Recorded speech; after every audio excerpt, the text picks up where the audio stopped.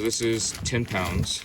The 10 pounds of aluminum did not all fit in here, but the 10 pounds of stainless steel, I believe, will fit in here just fine.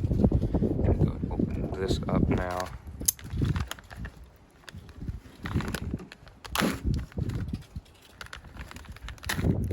There we go.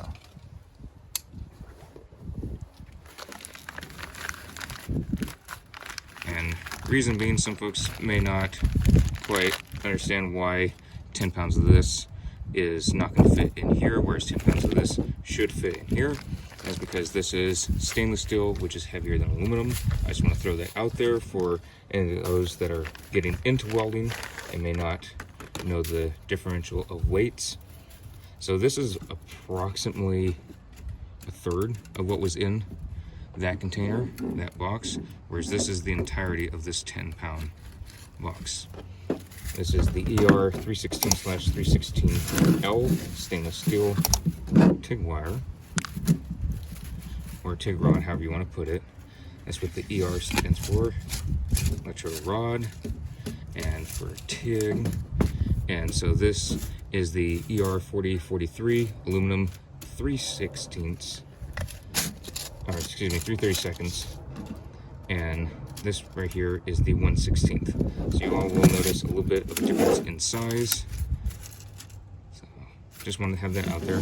I will keep these marked differently, but I can also just remember that orange is stainless steel and the blue is aluminum. But just to make things easier, I will be marking these. Some of these do have these little tags, which are great, whereas other ones do not, unfortunately. But these are fantastic, so I'll be marking that sometime in the near future. Just gonna go ahead and put this out here. If there's any useful information that y'all might like to see. And it is weld coat metals. That's what I've been buying a decent amount of at MPB, which is great. Been buying their stuff.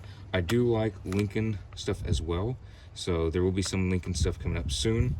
So stainless steel, electrodes, safety data sheet. Make sure you read all of this stuff before using it.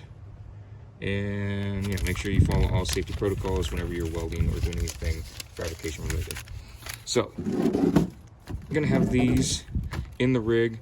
Any extra rod that is going to be for TIG that doesn't fit in these is going to stay at the yard. I'm not going to keep it at my house, but I'm going to keep it at the yard, the storage unit there, so that way whenever I need to replenish rod, I just get back to the yard, pull in, get to the storage unit, and then fill on up and just keep replenishing it whenever need be. So that's the game plan. Just want to show y'all these actually being used and put into use. Hope y'all enjoyed, and I'll see y'all in the next vlog.